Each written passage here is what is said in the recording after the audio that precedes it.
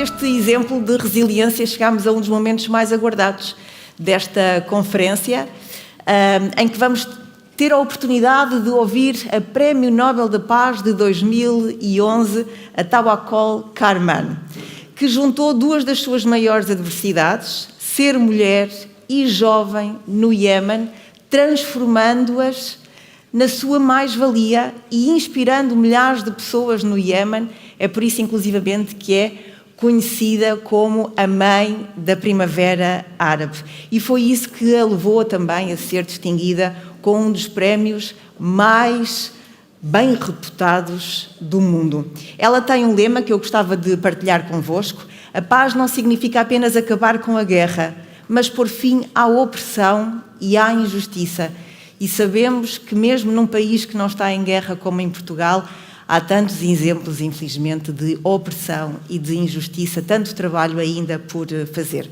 As conferências da Connecting Healthcare já nos habituaram a ter sempre prémios Nobel no seu cartaz, na sua agenda, para nós podermos escutar e, de certa forma, também nos inspirar. Este ano não é diferente. E eu vou chamar ao palco o fundador do SEAL Group, Sérgio Almeida, para nos vir apresentar esta convidada que certamente vamos ter um enorme prazer em ouvir. Sérgio.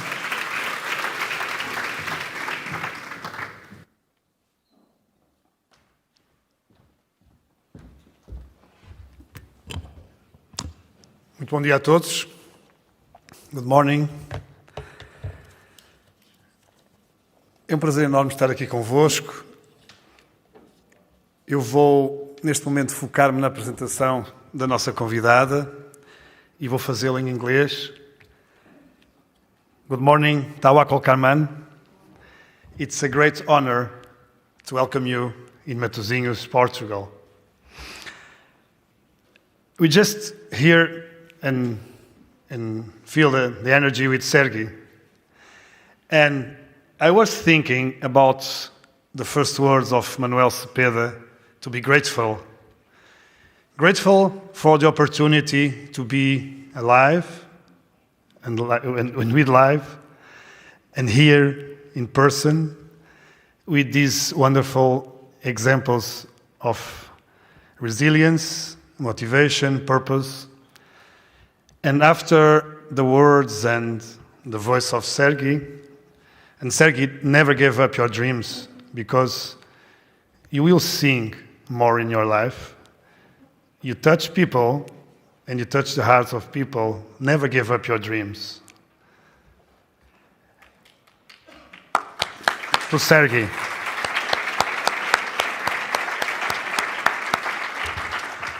I am honored to be here with people like Sergi. And I'm so honored to be here with Tawakkol Karman. Tawakkol, she's a wonderful person with a wonderful and great example about purpose. Tawakkol is a human rights activist, journalist, and politician, known as the mother of the revolution, the Iron Woman, and the Lady of the Arab Spring. Karman played a key role in 2011's pro-democracy youth uprising in Yemen. She was awarded with the Nobel Prize in recognition of her leadership in non-violent struggle and her advocacy against authoritarianism, corruption, and oppression. Karman is the first Arab woman and the second Muslim woman to win the Nobel Peace Prize. At the time, she was also the youngest. She was 32. Following the footsteps of her inspirations, Martin Luther King and Mahatma Gandhi, Tawakkol has become one of the pioneer leaders in the Middle East to promote the culture of non-violence as means to fight political oppression and bring institutional change. In a male-dominated tribal country, Tawakkol caught the attention and admiration of the world and international media for her fearless leadership as a young woman mobilizing thousands of Yemens in her call for the outset of late President Abdullah Saleh. Through her non-violent approach, Tawakkol was able to reserve the stereotypical image that portrayed her country, Yemen, as a source of terrorism and violence. Along with her revolution comrades, Tawakkol has proven that the world, to the world, how peaceful and aspiring to peace the Yemen people are.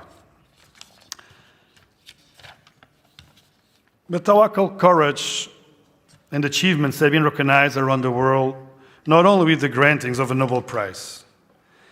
She has received various awards and accolades, which includes one of Time magazine's most rebellious women in the history on 2011, one of Foreign Policy magazine's top 100 global thinkers for 3 years in a row, one of the CNN's list of the most powerful women in the Arab world. Tawakkol has also been selected for international powerful positions. She writes also articles in the Washington Post, and I'm sure that we will be delighted to hear her words, her example, in times that sometimes we don't know who we can trust. It's good to have these persons like Tawakkol with us who can also explain that giving up is not an option. Welcome to Portugal, to Matosinhos.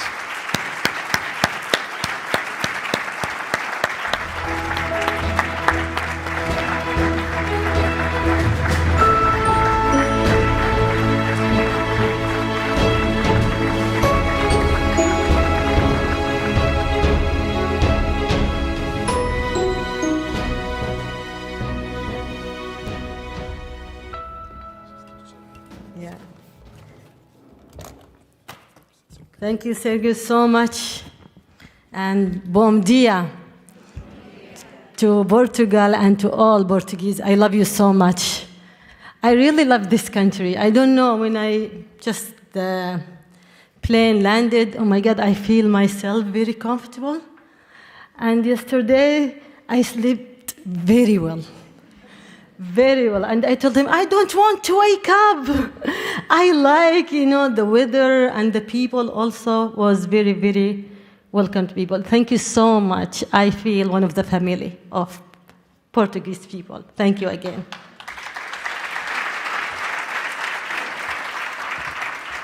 And Sergei, you are so good person. And congratulations on organizing this conference.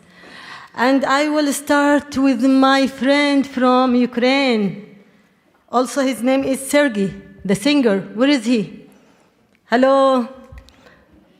My colleague on fighting dictatorism and dreaming and struggling for freedom, justice.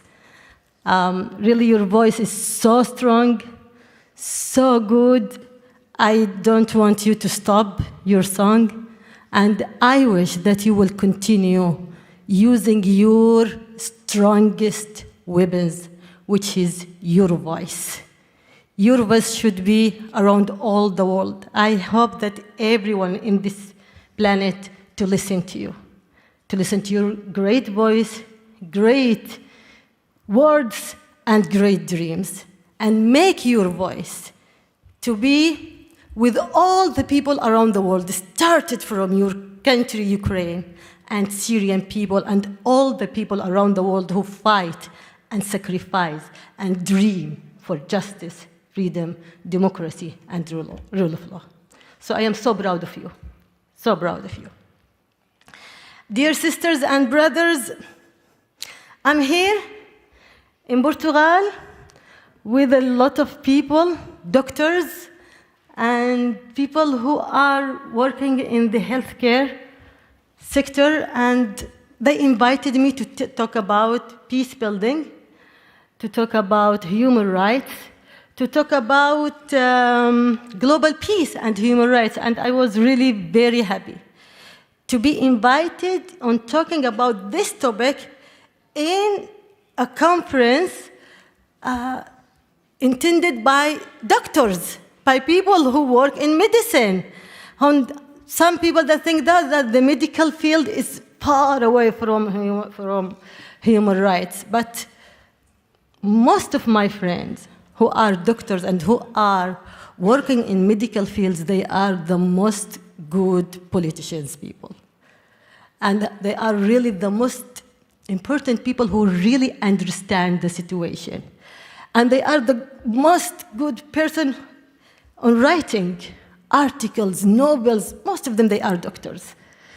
And from here, I want to say hello to our doctor, my friend Marwan Al-Ghafouri. He is one of the best novelist person in Yemen, and he is a doctor in Germany, and he's a very good example of how doctors can be so intelligent in their fields and at the same time so committed to the issues in their countries. So the second thing that I want to say that thank you to all of you, to all the people who worked in the medical sector, in the healthcare sector. We really discovered how important you are. Really, you are in all the details of our life when we become sick. But when the COVID-19 pandemic came, we saw and we noticed that you are the first soldier in this planet.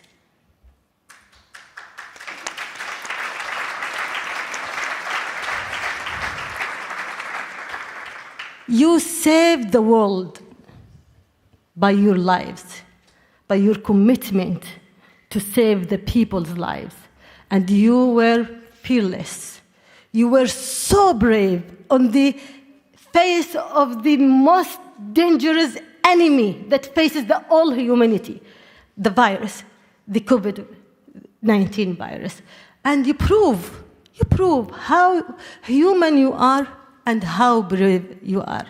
And at the same time, you revealed how the international healthcare system is so fragile. And how the international community and how the countries doesn't care about healthcare system. There is no difference between the rich countries and the poor countries. The COVID-19 revealed that. How rich countries like United States, like Britain, like Canada, like some of the Europe, not all of the Europe countries, and all of them, they were so fragile in front of the COVID-19 pandemic. They were so weak because they didn't build a strong system that it will protect their people from this kind of pandemics or viruses or threats, the threats against health. At that time, there is no really difference between rich countries and poor countries. In poor countries, we suffer from all the lackness in the system, in the human resources, lack of the good governance, corruption, everything was there, led to the destruction of the healthcare system. But that happened? Why this happened in the developed country, in the rich countries? And we noticed that in America and in the other, rich countries. They take care about on weapons more than on producing weapons, more than any other important priorities in their countries, like education and health. And after the COVID-19 pandemic, all the world should reprioritize their agenda. Healthcare must be the first priority, and education also. So I hope that they took the lesson in a very good way, and that is not just the crisis that will attack the individual's life, but also that will attack the peace itself, the global peace itself, inside the countries and outside the countries. So healthcare is very, very important. Taking care about people's basic rights is very, very important. And now today is the day, the International Day of Refugee. All the world are suffering from the crisis of refugee. The spreading, fleeing of refugees from those countries that suffer from dictatorism, from war, from terrorism. And there is a great responsibility in this day to also take care about these people who fled from their countries just for protecting their lives. They didn't flee for luxury. Brother Sergei, he had a very good life in his country, Ukraine. He was a lawyer, he was a famous singer. He didn't even think that he will flee his country in Ukraine. And he built a very good life in his country. And suddenly everything collapsed. And now he's looking for finding another stage for him as a lawyer. And he said, in Portuguese, I should return my degree or studying from step one. He was a famous singer, a famous lawyer, but now he is looking for a new step, to start his steps again. Why this suffer? Because a reckless dictator chose to invade his country. Putin decided to destroy the global peace, and without any fears from the consequences. He thought that he is immune from any international sanctions. He thought that no one will respond to him, to his aggression, to his invasion to Ukraine, to his war against Ukraine, as he was immune, as he had immunity when he invaded Syria and killed Syrian people without any kind of consequences from the international community. When he decided to kill Syrian people, at that time, he decided to kill Ukrainian people. When he decided to invade Crimea and Georgia and destroy the stability in that region, he decided to invade Ukraine. And the Western governments was silent, especially in Syria. Especially in Syria, no word. They give him the green light. They just witnessed the collapse in Syria and said, no, we don't want refugees, and close the borders. And no, we don't want that. They support him in indirect way to kill Syrian people, to support the dictator Bashar al-Assad. Then they screamed that the refugees are fleeing to their countries, and now they're screaming because he invaded Ukraine. and threat the global peace. So what is happening now is the result of the Western government's policy to withdraw from their values and principles. What is happening now, the collapse that is the war, the threatening of nuclear weapons, it's the result of their absence from one side and their conspiracy against Arab Spring and against the will of people for freedom, democracy, and rule of law. So those democratic countries that they said that we are with democracy, we are with the freedom of people, they conspired against our people, against our dream for freedom, for justice, for democracy. They prefer to make coalition and alliance with the dictators instead of the people. So their alliances with the dictators resulted to all the threat that we are facing now in the global peace field. Their alliance and conspiracy against the peaceful revolution in Arab Spring. They supported the military coup in Egypt. They supported the military coup now from indirect way in Sudan. They supported the war against Yemen waged by Saudi Arabia and Emirates in Yemen. They supported the militia, the Houthi militia supported by Iran. They also supported them by indirect way, also in Yemen. The militia in Lebanon, in Iraq, the sector, the civilian war, the division between people, Sunni and Shi'i, they liked it very much. They said this is the battle in Arab region, it's between Sunni and Shi'i, while it is not between Sunni and Shi'i, it is between democracy and dictatorship.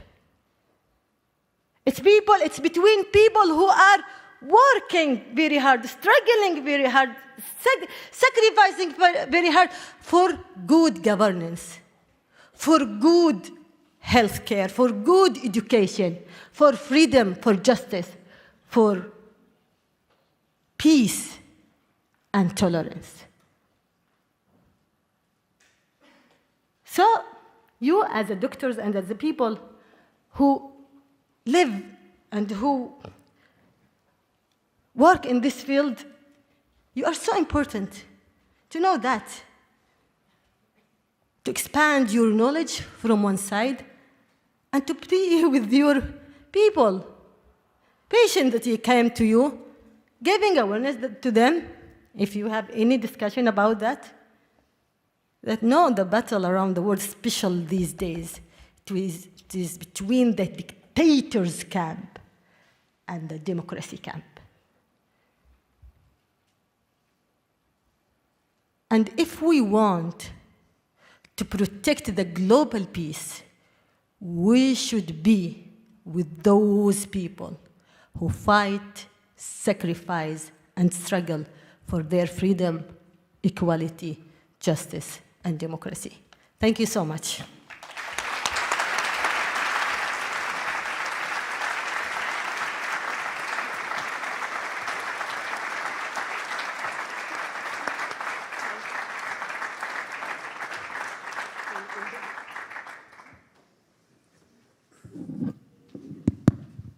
So now all of you know and why she's a Nobel Prize.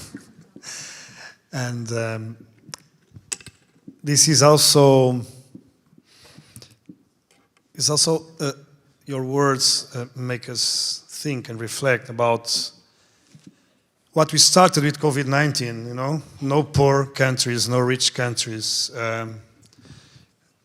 We are equal as human beings. We are equal as persons, as fathers, mothers, sons, friends. And one of the things that I was, when the war in Ukraine started, I was thinking about this global peace that you explained so well. I was talking with a friend from Australia when the war in Ukraine started, and we were in panic, and it was a war in Europe, and it was so near, and he said, Sergio, we really don't talk so much about the war in Ukraine here in Australia. And in that moment, I realized that sometimes, you know, it's not that we are conscious about it, but we think that, oh, Yemen is so far away from Europe. Oh, Syria is in other continent. Oh my God, the war is nearby, is in our neighbors. So this is something that really, that you explain us, and you really think about it. So, Tawakkol, you were, they called you a lot of beautiful names: Mother of Revolution, Iron Woman. Yeah. I like these names. Mother of Revolution. Wonder Woman. Yeah, thank you. Okay. By the way, my wife is also Iron Woman with me. Wow. What So, is she? I want to see her. She's assisting indirect. I will teach her how You to teach her how do you do this. No more, please, no more. I will tell her just this only works with you, okay? Lady of Arab Spring, first woman to win the Nobel Prize. So my question is, what impact do you think this nomination to be the first Arab woman to win the Nobel Prize, what impact could this have in the role of the Arab woman? It is really, it was a great chance for women in my country and women in Arab countries to deliver their messages to the world, and to know also how women is brave, and how women in the Arab region and in Yemen is involved in the situation in their countries, in dreaming for their countries.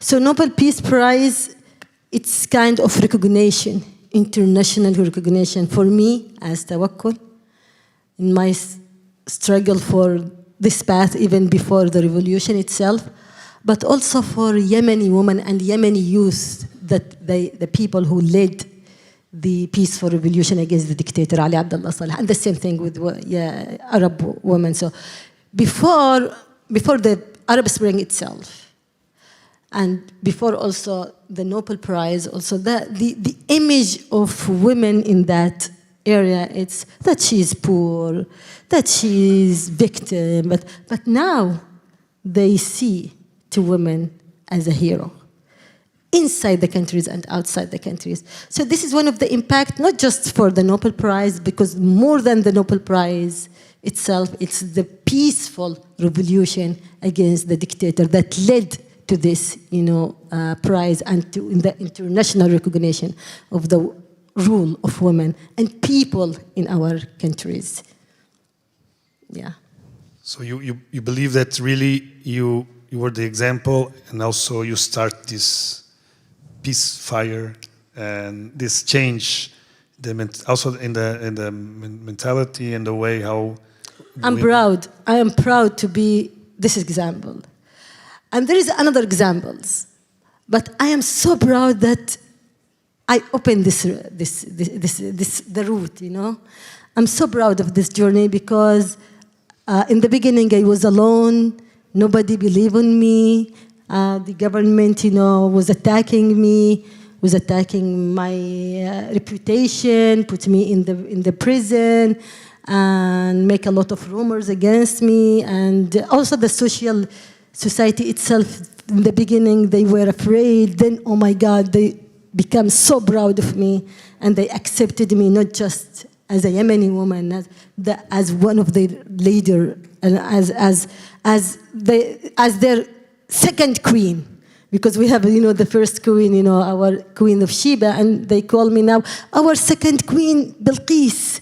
I'm so proud of that, not because the labeling itself, because how Yemeni people from inside themselves, now they announce, how they respect women, and they accept her leadership. In the peaceful revolution, I didn't face that much challenges as a woman who led this revolution. And when you listen to what is Yemen? Yemen is a conservative country that doesn't believe in women. No, they follow me, and they believe in me, and they accepted me. In the beginning, yes, I faced a lot of problems, a lot of marginalization, a lot of attack. But when I proved myself to them that as the one who can carry their issue, they really accepted me and defended me. So I'm so proud of them. And I'm so proud of every woman who struggled in her beginning in life and convince her family and her society to accept her as a leader. Yeah.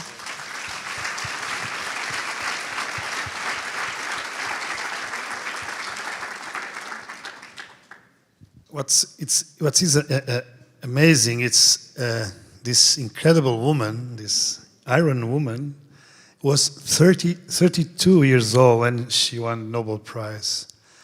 And when you read the facts and when we understand Yemen history and what was happening back there, and it's very difficult to us to understand all these details when we are in Europe. But at the same time, when you look at what's happening right now in the world, I think we also can reflect about this, that we don't learn. Like, we are doing the same mistakes, we are talking about the same issues, we are saying the same things. So what kind of role do you think you can have in the future to help the world, to help politicians, to help all of us to understand that peace is not forever if you don't take care of it, that human rights aren't always there if we don't take care of it? What do you think that can be your role in the future and taking your movement forward, your ideas? Look, I really was struggling a lot to convince the Western governments. I'm not talking about people, I'm not talking about media, I'm not talking about civil society. I'm talking about Western politicians. I made a lot of trips around the world, and especially in the Western countries, in democratic countries, meeting with the officials, with the presidents, ministers, parliaments, even the intelligence. I met most of them and told them, please, if you want to protect the global peace, you should not make alliance with dictators. You should not let the people down on their way for freedom and democracy. If you think that you will take your interests, you will guarantee your interests in the region like Arab region through your alliance with dictators, that is really a big mistake. It's a fake, winning. It's a fake guarantee of interest from those dictators, because the future belongs to the people, not to those dictators. And also, through your alliance with these dictators, you are threatening your own national interests, your own national security. And one of the threats against your national security, that's huge of, flee of refugees to your countries, and that the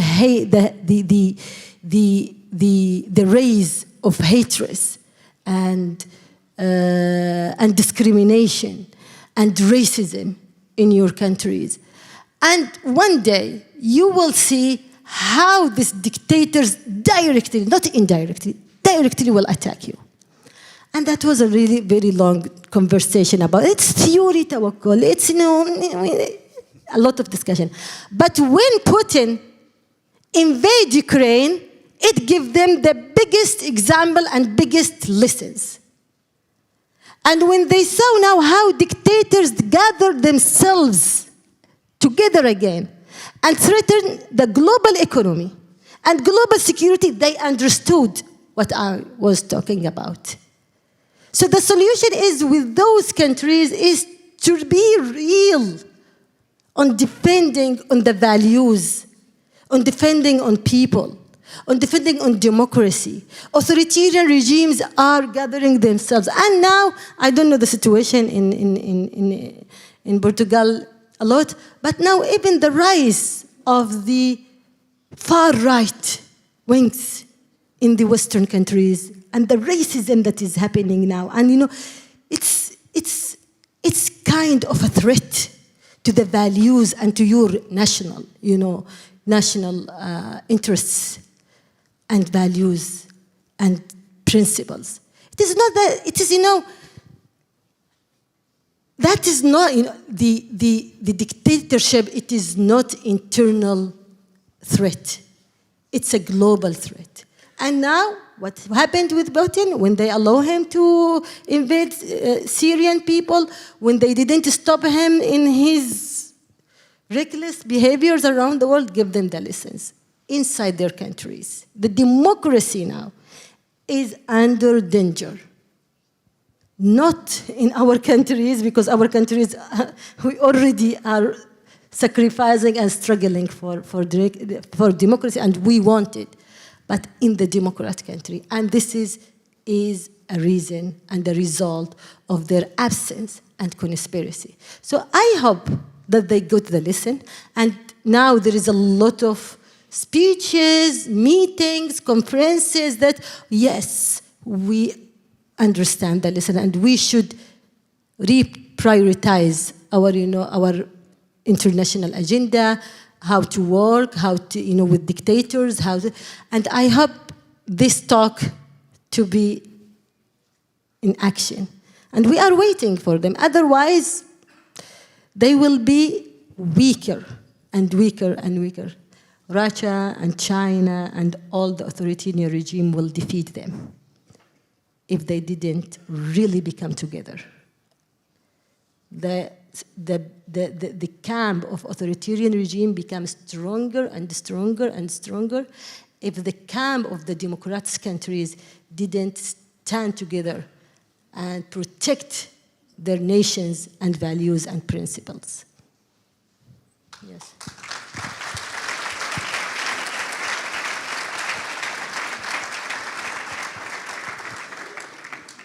So we can expect that you will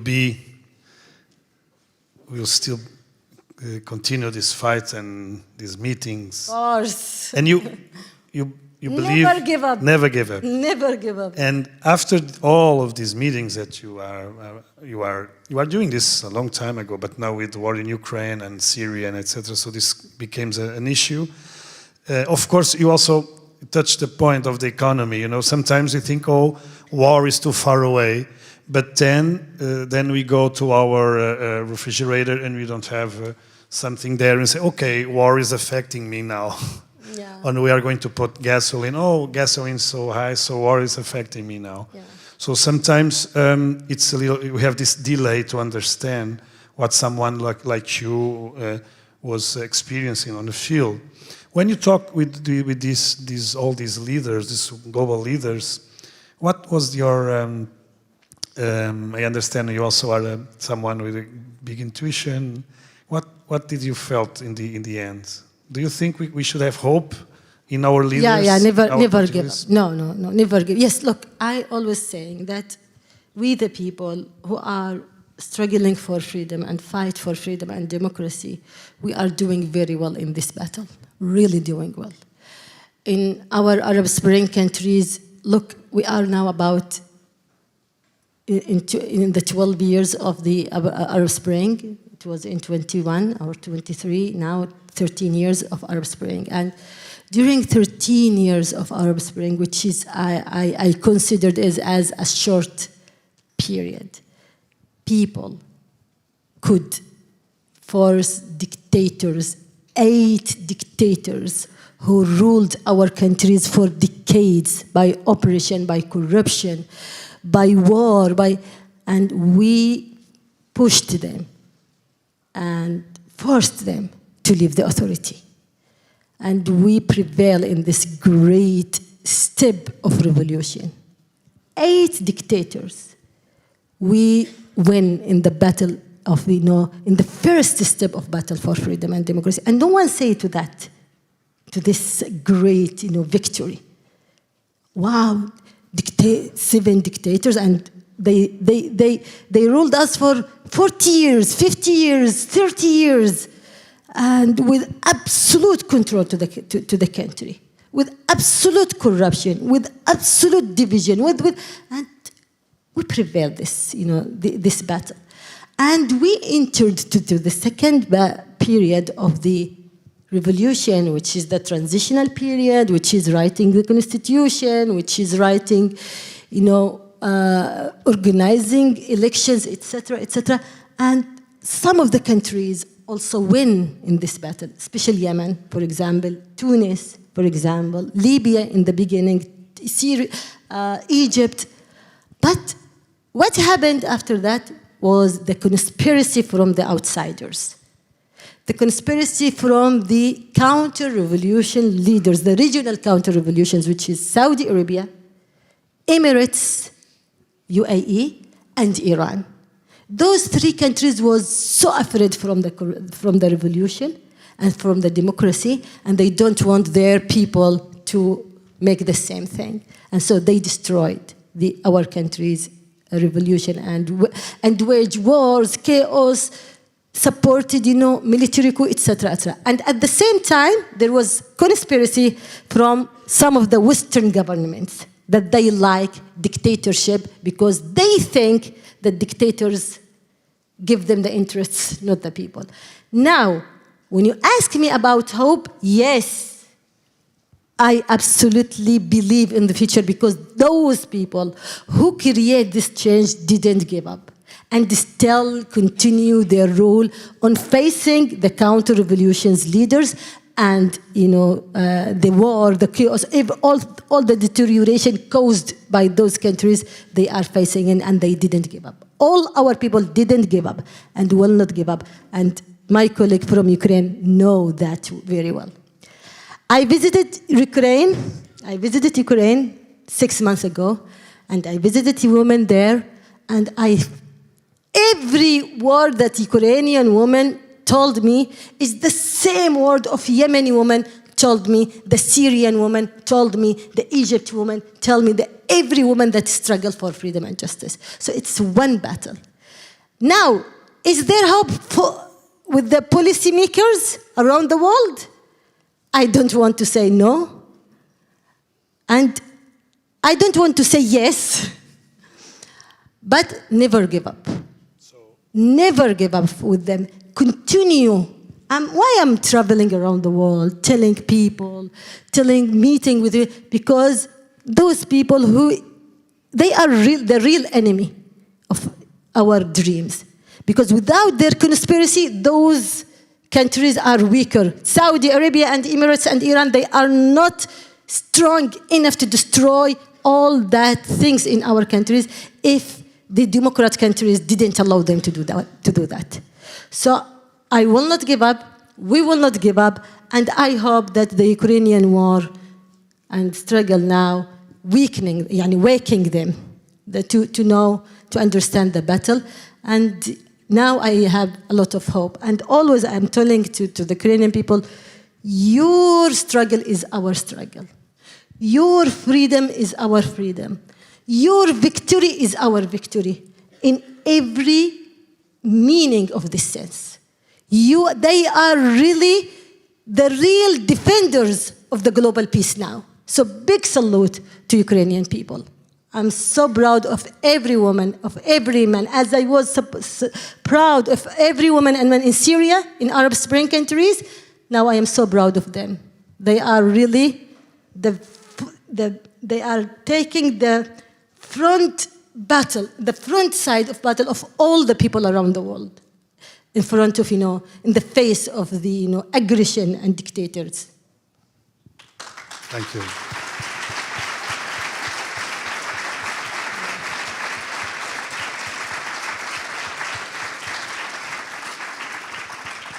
Some interesting things, a lot of interesting things you say, all interesting things, but this one just came to me like with the people, and then, we are in the Atlantic, and in the other side there is America, and you said like, if they were awake, yeah. So just me trying to guess that you are talking to them, please. I live there in the United States. So. And you write an article in the Washington Post,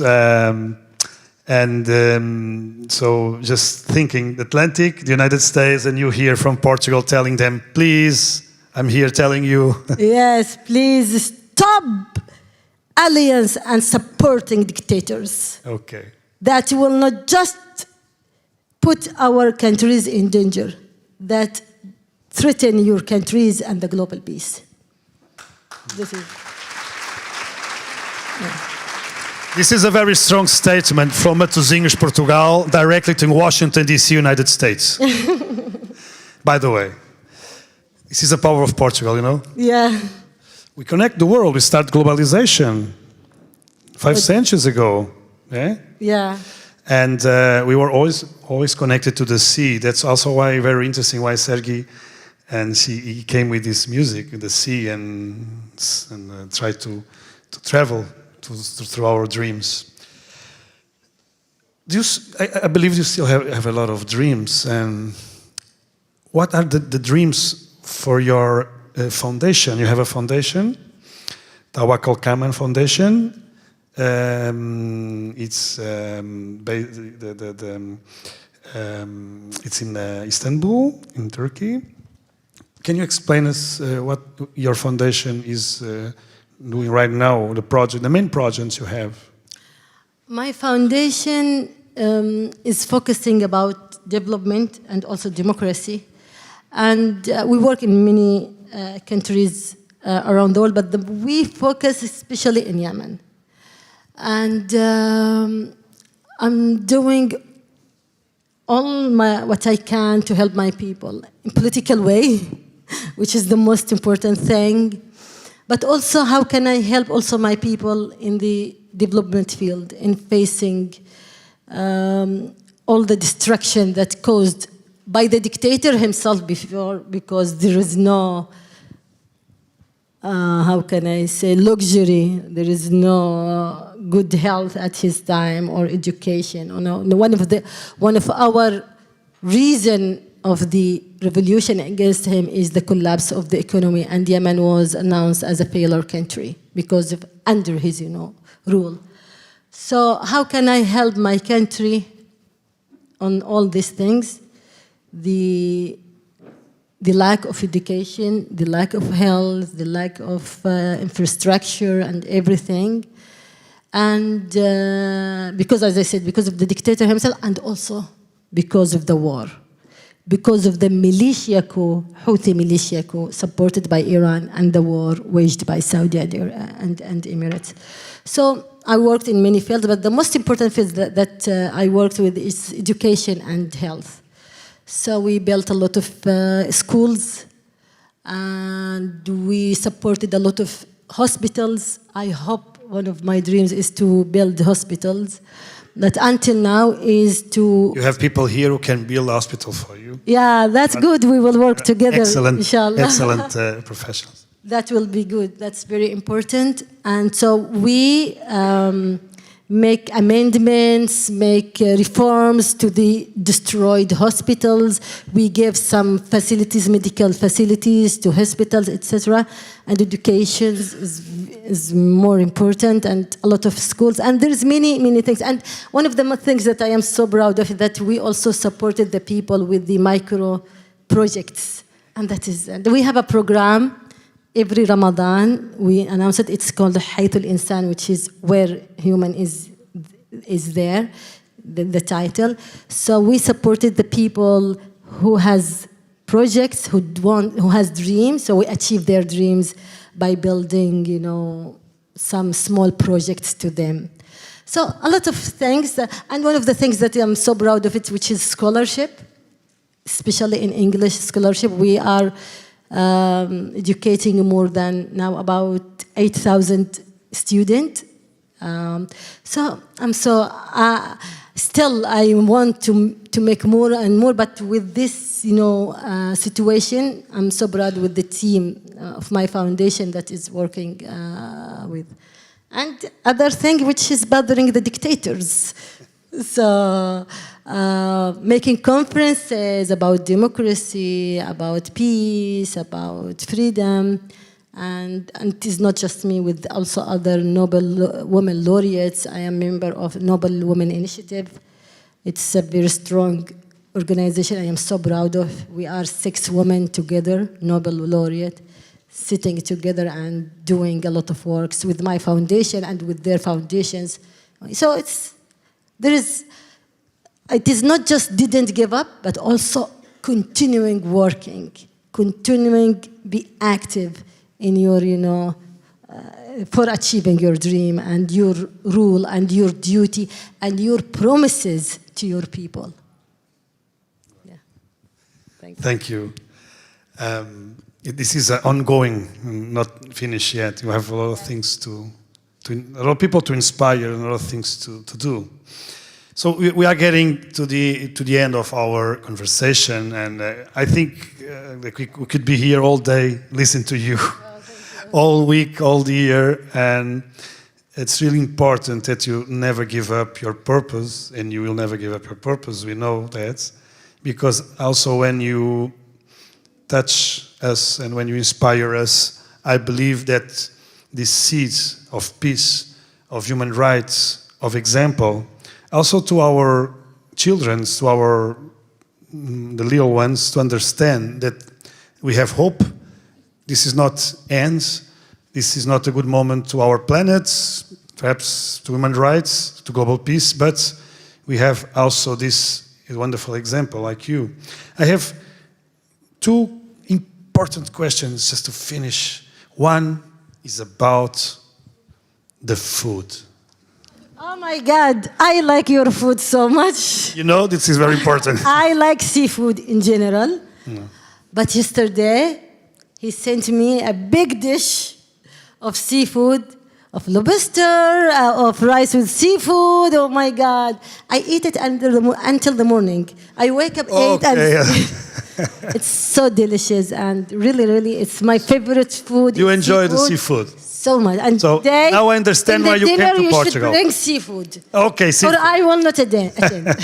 So now I understand why you really came to Portugal, because you have the seafood. I like seafood so much. And also, Matosinhos is known by the world best fish. Is like this? Ah, really? Yes. Wow. And I say this is true because nobody has proved me there is other people, other country or other city with better seafood. This fish, I should cook it in Yemeni way. Okay. Because we are the best one. So we have to invite you, and then you can send us how we do it. I can cook very well, so I can do it. This is very dangerous when you say this in public. I can cook very well.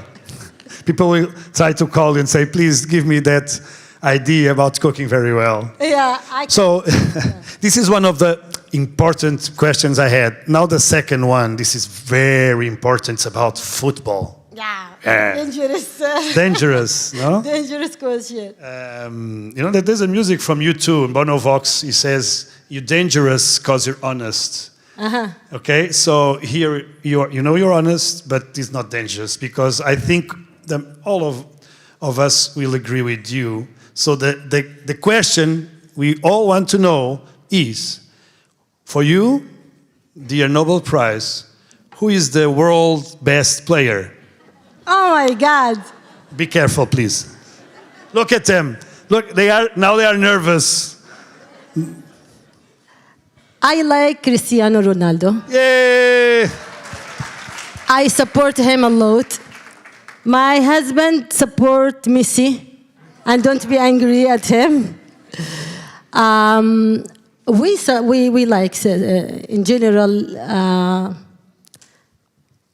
I'm so proud of him and his journey as a player that did a great victories in his personal life. So he's not just a symbol of a football player, but he is a symbol of a man who did the great work in his personal life from zero to the top.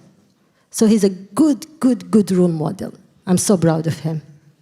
This is just, they want to applaud you. Yeah. It was starting an applause right here, and then, this is just a joke because we were talking about this in the car and also with Rita. And today Ronaldo will play, and he will be the most, with the most games ever played in a national team, with 200 games. I hope he wins. He will be in the national team?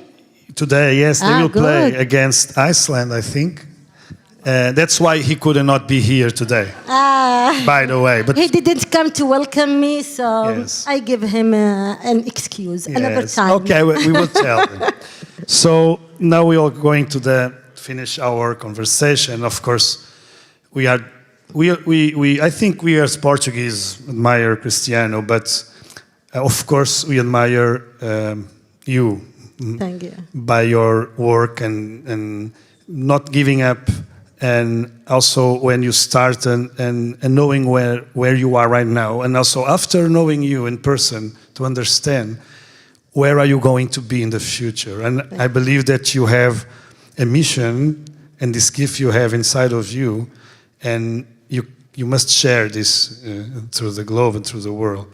So for me, it's an honor to be here with you on stage, and also to us to listen to Sergei and to be with all the healthcare professionals who are doing, as you said, a wonderful work in COVID-19 with their families at home, with their colleagues sometimes sick. So I believe that we should be grateful to life, should be grateful to what we have, and think that we can have more, we can be more happy, we can be better all days. Just to finish, I will kindly ask you if you can leave us a message inspiring message of hope to us. What can you give us to help all of these wonderful people and professionals to move forward in their daily lives? Believe in yourself. Believe that really you can create change and you can lead your family, your society, also the world for the better life. Don't underestimate yourself and your ability and your dream. And always, and this is from my own experience, always dream, and dream big. Never, ever dream small. Dream as big as you can, and believe that you one day will achieve this dream.